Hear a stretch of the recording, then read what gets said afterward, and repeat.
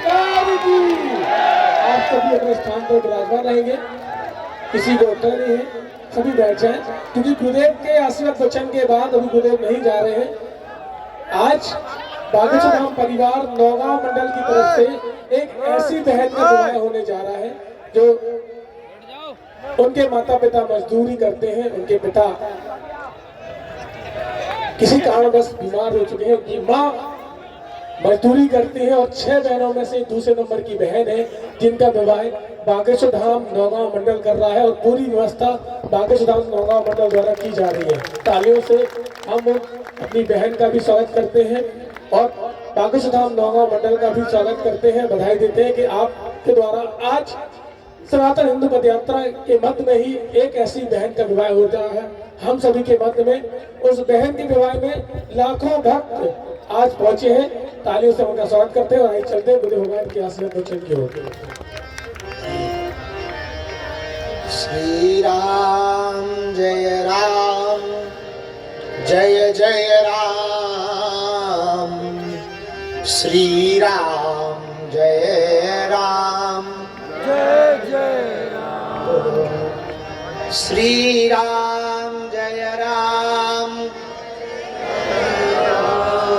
गाइए श्री राम जय राम।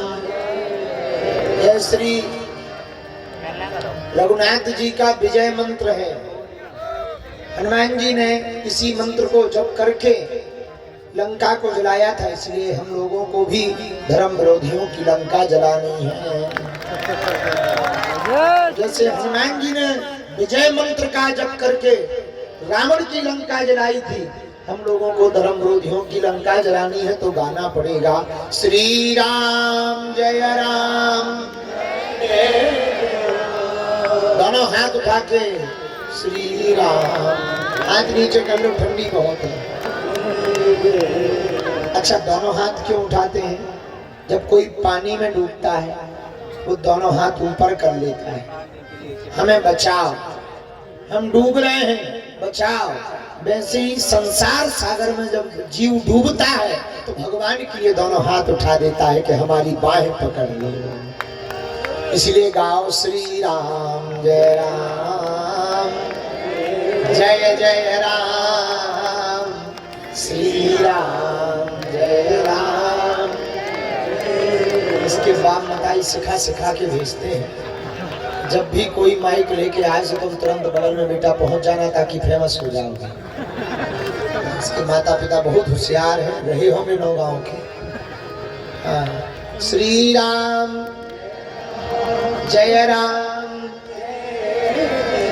आज तीसरे दिन की रात्रि में आप सबने अति कठिन तपस्या करके तीसरे दिवस की पदयात्रा को पूर्ण किया।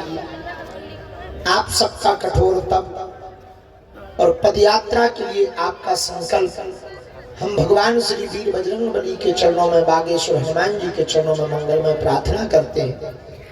आपका तप और आपकी तपस्या का संकल्प भंग ना हो गए, ओरछा जाकर के पूर्ण हो जाए। हजारों लोग सब लोग बैठे हैं, हमें सब समझ में आए, आप भी समझ आ गए। ये मंडल बैठा नागपुर ये समझ आ गया, संत महात्मा समझ आ गए, बगल वाले समझ में आ गए, वहां से आए होंगे, ये सब समझ में आ गए। ये ठीक है, रोड वाले भी समझ में आ गए, वे हमें पुल पे चढ़े वाले समझ में नहीं आए। तुम लोग ठेला हिला के नीचे जाने के विचार में खड़े हो गए, बाकी सब समझ में आ गए। भगवान जी बैठे, कभी बैठे ये लोग बेचारे गाने के लिए बैठे, संत महात्मा आशीर्वाद देने के लिए। लेकिन आप लोग ऊपर, अब कोई बात नहीं, नौगांव के हो गए, ठीक है। तो तीसरे दिन की यात्रा पूरी हो गई, भगवान की बड़ी कृपा। हजारों लोग वहाँ एक पंडाल बना, वहाँ भी रुके हैं, कुछ लोग बसों में रुके हैं, कुछ लोग रात को चले जाते हैं। सुबह से संकल्प ले रखा है कि ओरछा में यात्रा पूरी करेंगे, तो सुबह फिर आ जाते हैं। कुछ लोगों का बैग हमारे बस वाले ले गए, बैग चला गया सो सामान चला गया, सामान चला गया सो कपड़े चले जाए, कपड़े चले गए सो कंबल चला जाए, और कंबल चला गया सो ठंडी आ गई। तो बुरी दुर्दशा है। एक माता जी हमें अभी अभी मिली, दिल्ली वाली, महाराज हमारा तो बह गई चला गया। कष्ट तो हो रहा है पर उनसे कष्ट कम है। आजादी के समय गुलामी को दूर करने के लिए हमारे भगत सिंह जी ने जब फांसी के फंदे को चूमा होगा तो कितना कष्ट हुआ होगा। विचार करना, सामने उनकी माँ खड़ी थी, माँ पर क्या गुजरी होगी। लास्ट टाइम जब माँ से मिले तो माँ से भगत सिंह ने कहा बेबे, बेबे कहेंगे, बेबे जब हमें फांसी हो तो तुम मिलने मत आना।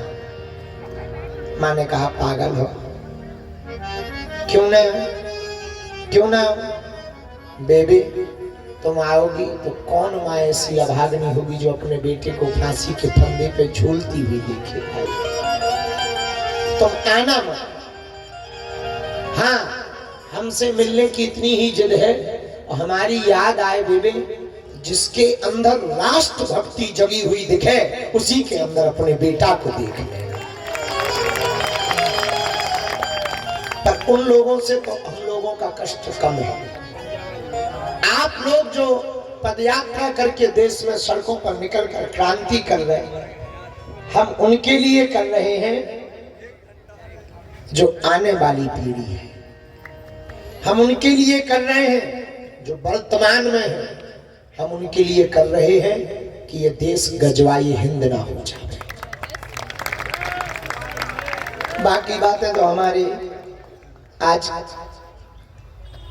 गौरी गोपाल आश्रम के पूज्य महाराज श्री जी, हमारे भ्राता पूज्य श्री अनिरुद्धाचार्य जी महाराज जी ने एक एक तर्क के साथ पगुआ वालों के तरह गजब को बोला। वो सिस्टम वाला वो तो बहुत मजा आ गया। बड़ी हम लोग यहाँ बात कर रहे थे कवियों को इशारा करके, बड़ी प्रैक्टिकल बात है। अब इसमें से कुछ प्रैक्टिकल वाले भी थे तो वो तुरंत बोले नहीं सही है। खासकर एक भाई साहब सेल्फी ले रहे थे, उन्होंने समझ गए थे ये प्रैक्टिकल वाले ही है। तो महाराज जी ने बोला कि भाई जब जिस प्रकार से हम लोग पगुआ पीने जाते 100-100 200 जोड़ लेते हैं, मंगा लेते हैं, अद्भुत प्रैक्टिकल बात बोली थी। बाकी आपने बहुत सिद्धांतिक, तार्किक और वर्तमान परिप्रेक्ष्य के सभी उदाहरण और इतिहास के सभी पुरातन उदाहरण को देकर के आज हम सबको एक नई ऊर्जा दी। आपकी वाणी सुनकर के जो कुछ लोग थक रहे थे, फिर भी नागपुर मंडल सबकी सेवा कर रहा है। डॉक्टरों की टीम लगी है, नेपाल के लोग आए हैं। अभी कल हमको अभी जानकारी मिली ऑस्ट्रेलिया के हिंदू आ रहे हैं पूरी फ्लाइट भर के। हाँ, उन लोगों ने फ्लाइट बुक कर ली, ऑस्ट्रेलिया से आ रहे हैं। बोले गुरुजी जब भारत के सब हिंदू सड़कों पर उतर रहे हैं तो जब इजराइल में उपद्रव हुआ तो विदेशों में रहने वाले इजरायली नागरिक अपने देश में पहुंच गए अपनी संस्कृति को बचाने के लिए। तो अब हम भारत जाएंगे अपनी भारतीय संस्कृति को बचाने के लिए। भारत एक नया इतिहास लिख रहा, नई क्रांति लिख रहा। कष्ट होगा पर ऐसे ऐसे कष्ट वाले हैं। एक ये खड़ा हो गया भाई, ये बुंदेलखंड के खली है, ये अपने बालों से रथ को तान रहे हैं। हम लोगों को तो पैदल चलने का कष्ट है, भाई साहब को तो अजय इधर इधर पकड़, उधर से तुम पकड़ो इसमें पितामह जी। तानो एक दूसरे, तान तान तान दे, तान दे। जोर लगा के, जोर लगा के, जोर लगा के।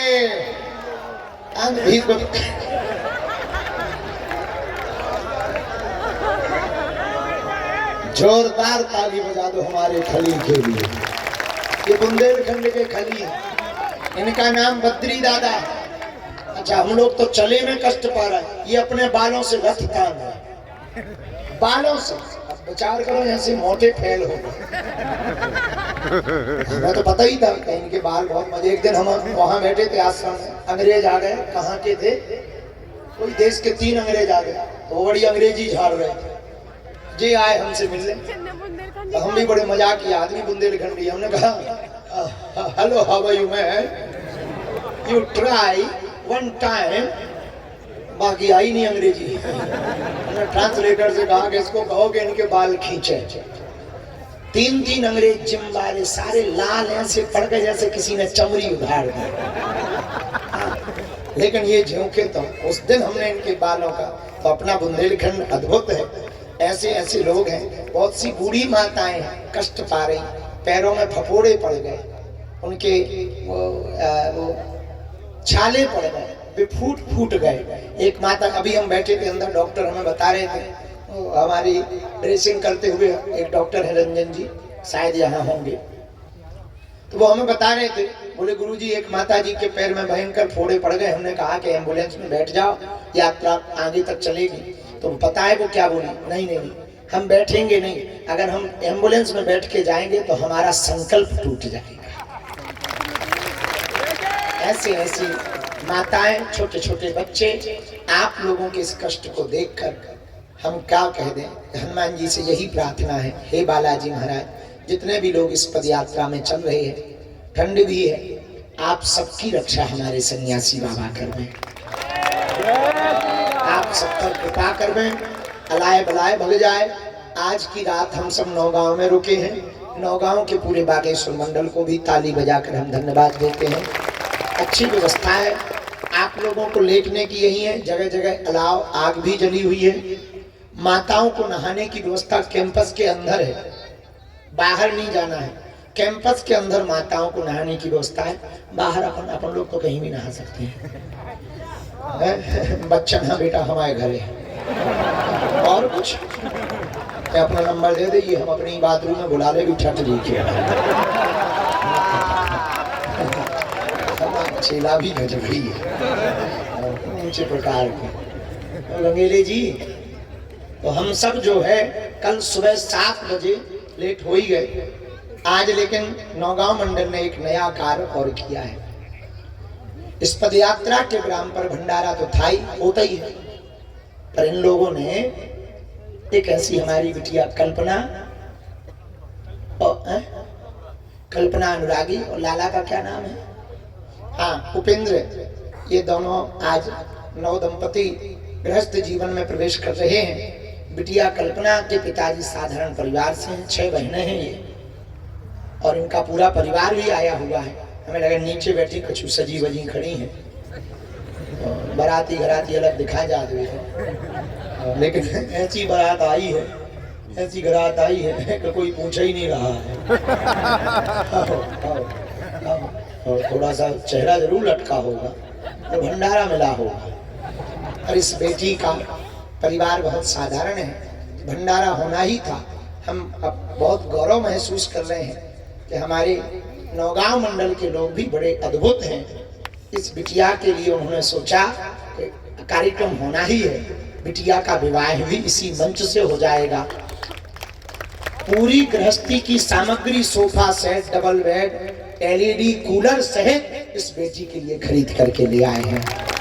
और अलग से विवाह करते तो ये सामान तो कोई भी दे देता, लेकिन इन महापुरुषों का आशीर्वाद प्राप्त कर पाना असंभव था। इन संतों का आशीर्वाद भी इस बेटी और दामाद के भाग्य में लिखा है, तो जोरदार ताली बजा करके इन दोनों के आशीर्वाद। दूसरी बात ये है, बाराती जाते 100-150 घराती होते, 200-500 सब मिला के 1000, यहाँ लाखों में।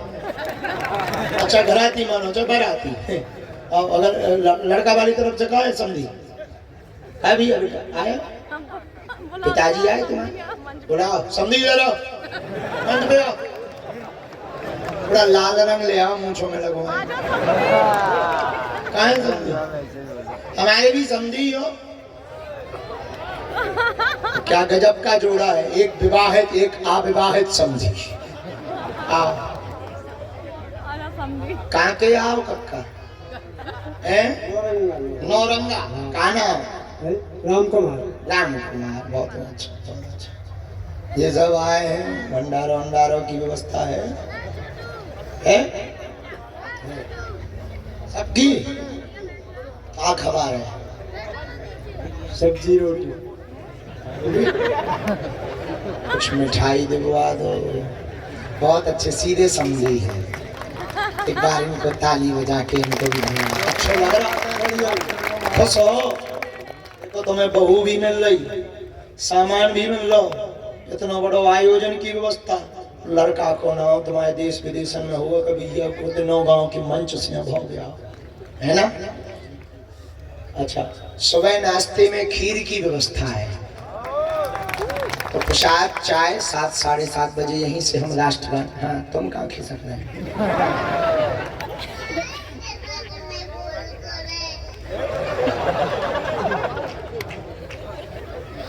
ए नौटंकी इधर आओ। ए महाराज इधर आओ, इधर आओ। कहाँ घूम रहे? इनको तुमने पहचाना नहीं होगा, ये वही है, इसने हमारी शादी की पर्ची बनाई थी।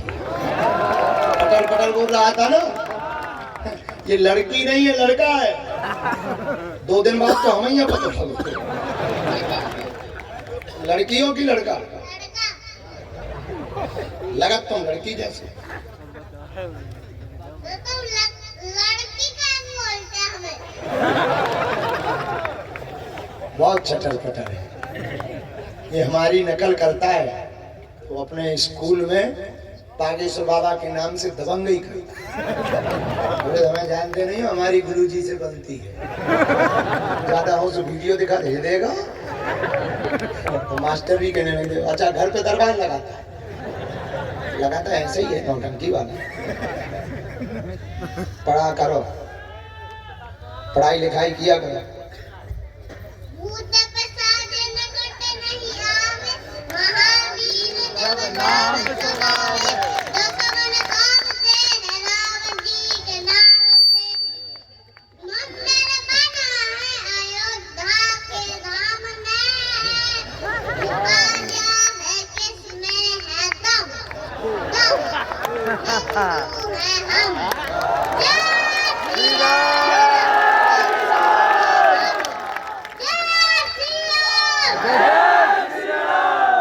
गाना सुनाओ जो वहाँ पे धाम पे सुनाया था तुमने।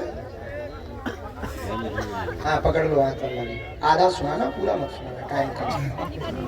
पकड़े लो हाथ से बने बारी, नहीं तो डूब जाएंगे, हमारा कुछ न बचेगा, तुम्हारी बढ़ जाओ बढ़ जाओ।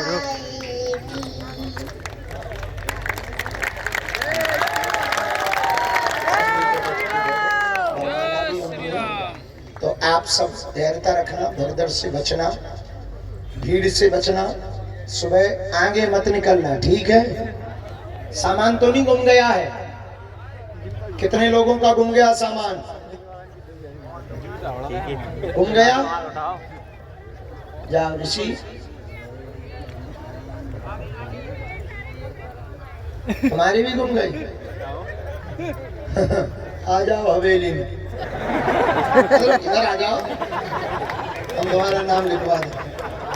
आप दोनों भी आ जाओ इधर, नाम लिखवा देते हैं। तो बिटिया ही घुमा दे और उधर जाओ।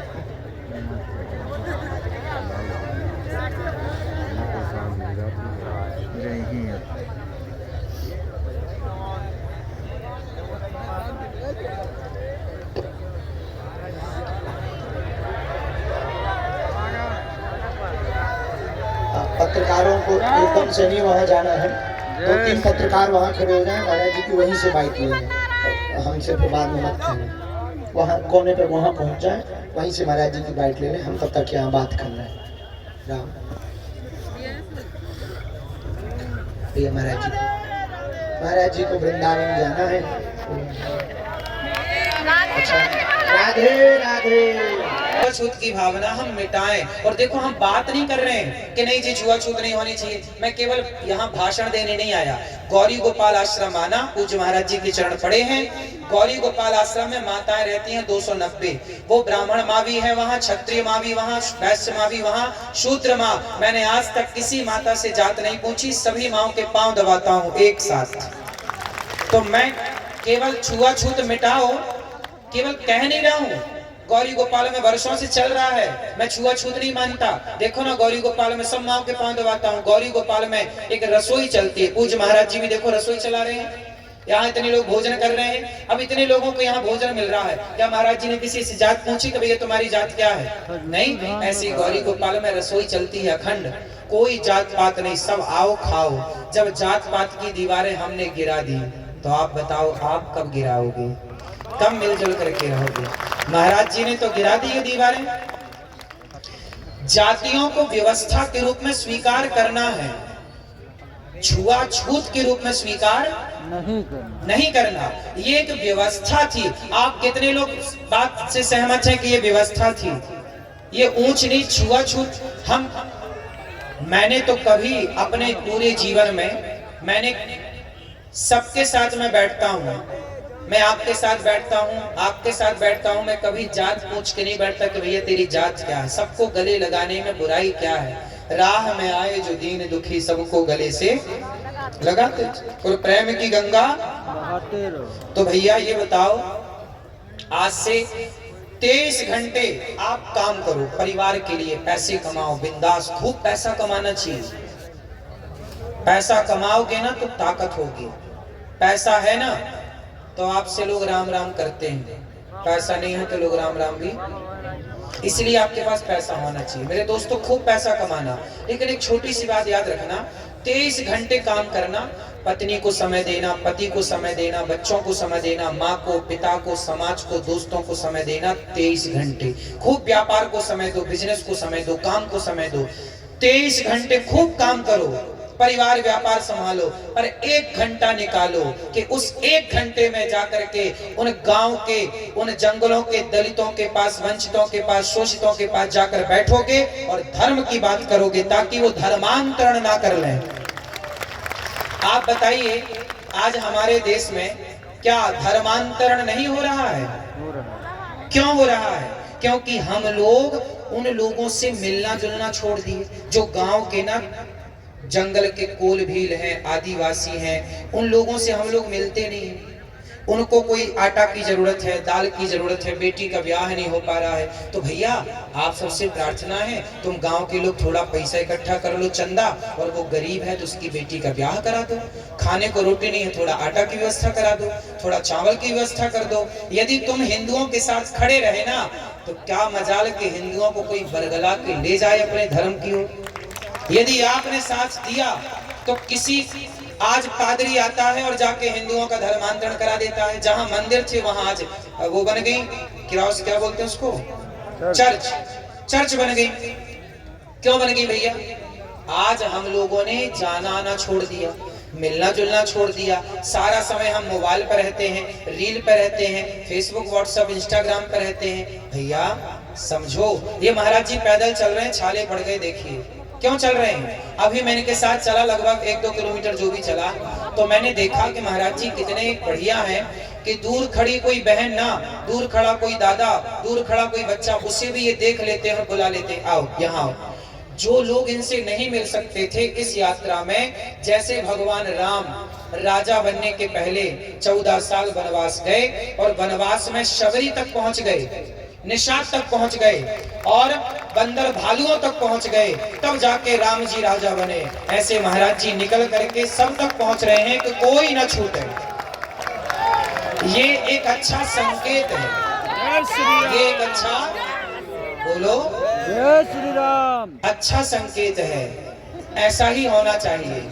हम लोगों को गांव-गांव जाना चाहिए, घर-घर जाना चाहिए। आप सब लोग भी इस यात्रा 9 दिन की यात्रा पूरी करके जब घर जाएं तो संकल्प लें, आपके गांव के आसपास आपको पता तो होगा ना कि इस आदमी ने धर्मांतरण कर लिया है, उसके पास जाके बैठो, गीता ले जाओ। भैया तुम्हें क्या दिक्कत थी सनातन धर्म से? तुमने हमारे यहाँ शिवाजी के बेटे हुए हैं, संभाजी, क्या नाम था? संभाजी के बारे में जरा गूगल में सर्च कर लेना, अभी रात को या कल पता चल जाएगा। संभाजी ने खूब युद्ध जीते, लेकिन एक बार मुगलों ने धोखे से पकड़ लिया। ये मुगलों ने धोखा बहुत किया है। हम ईमानदारी से चलते रहे, पीठ से अब पीठ में आके वार कर दिया। अब क्या करें, हम आपकी तरफ देख रहे, कोई पीठ में मार दे तो मर ही जाएंगे। ये छाती पे प्रहार करे कब है? ये तो पीछे से खंजर भौंके हैं ना। तो संभाजी को इन्होंने पकड़ लिया।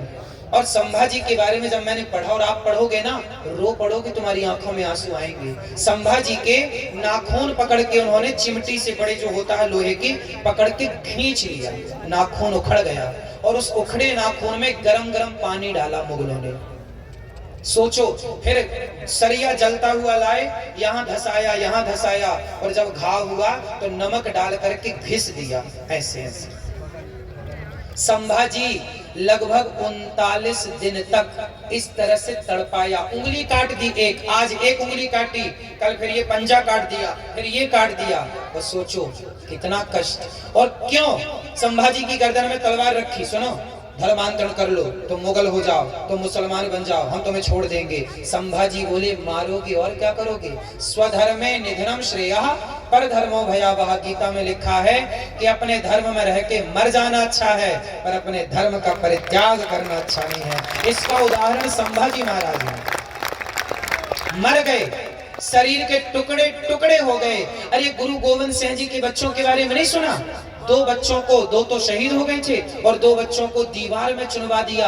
एक 5 साल का छोरा, एक 7 साल का बच्चा। क्यों, यही उम्र थी लगभग?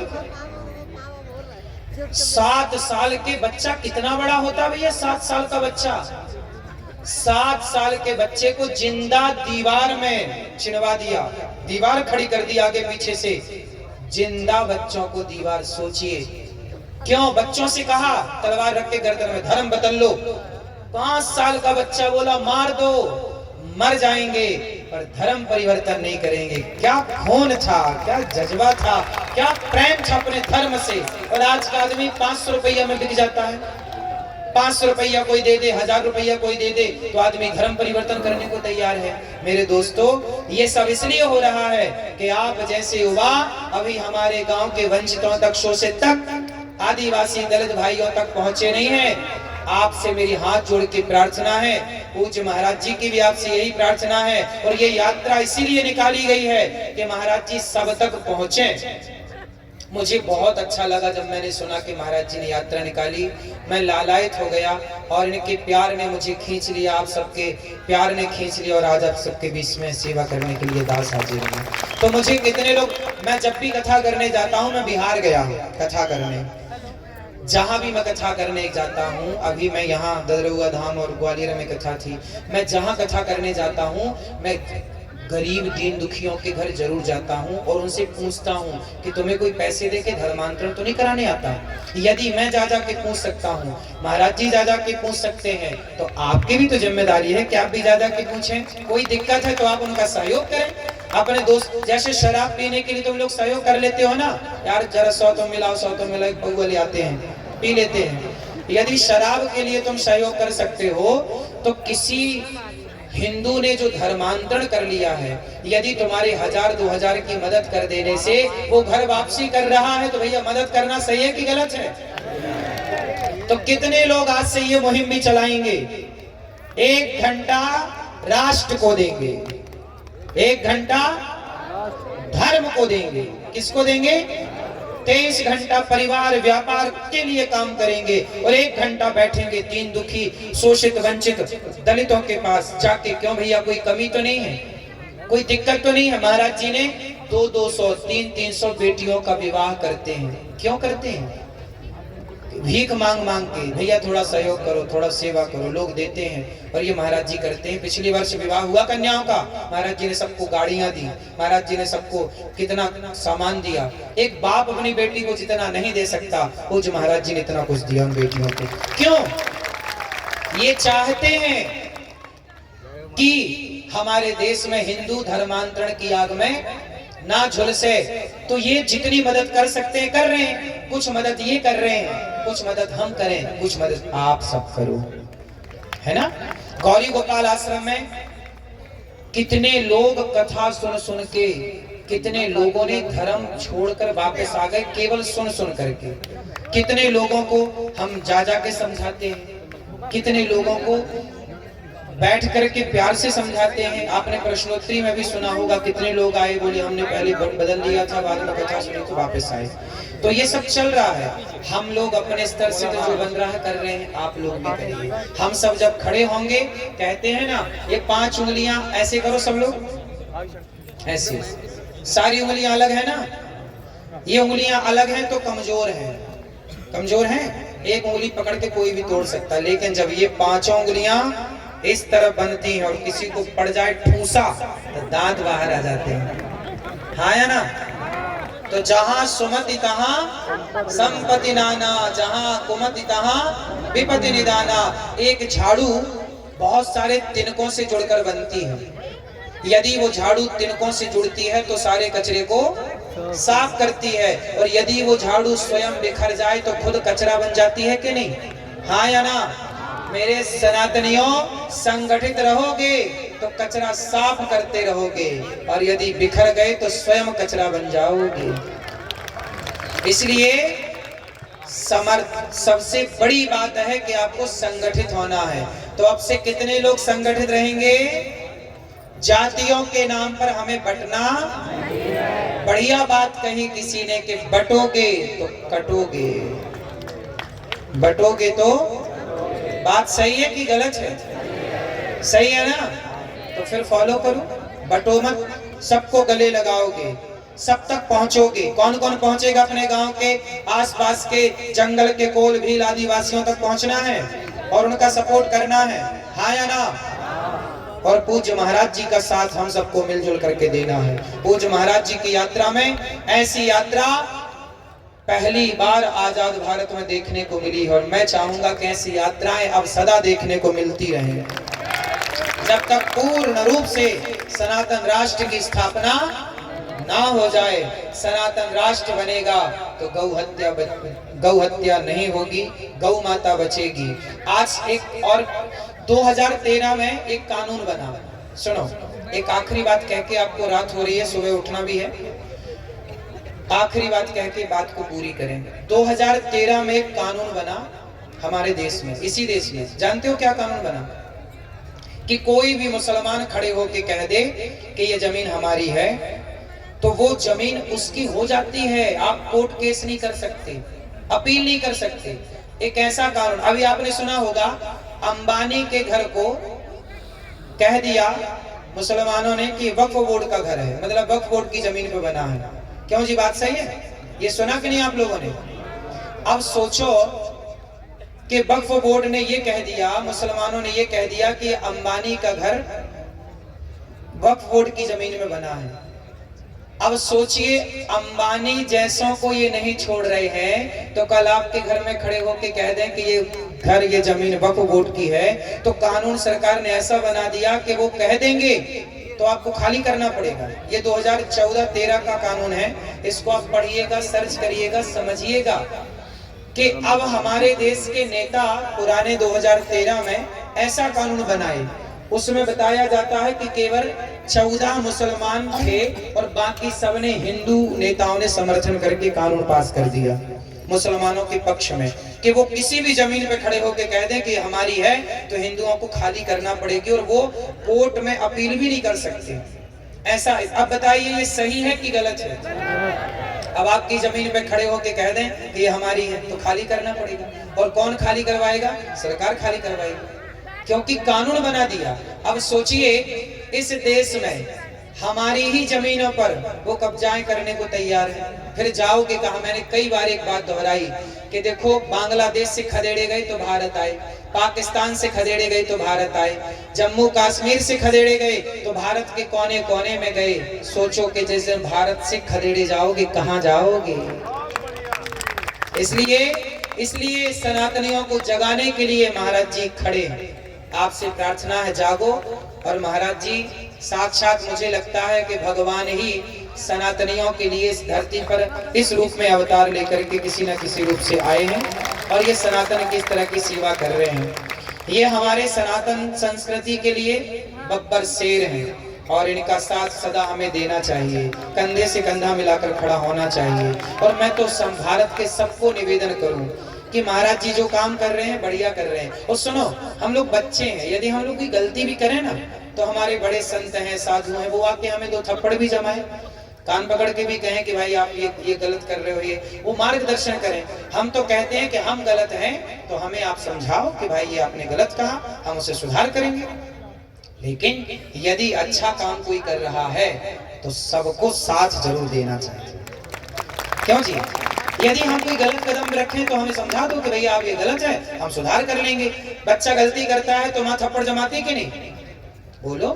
तो मैं भारत के तमाम साधु संतों से, तमाम बुद्धिजीवियों से, तमाम लोगों से प्रार्थना करूंगा कि इस यात्रा में आकर के अपना समर्थन दें और सनातन धर्म के लिए कंधे से कंधा मिलाकर चलने की जरूरत है, आगे बढ़ने की जरूरत है। तब एक अच्छे राष्ट्र का निर्माण होगा, तब एक अच्छे भारत का निर्माण होगा।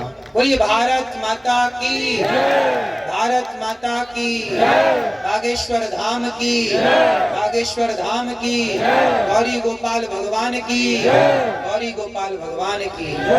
सबको राधे राधे। राधे राधे। महाराज जी का तालियों से हम आप सभी स्वागत करते हैं। बहुत ही सुंदर आशीर्वचन हम आप सभी ने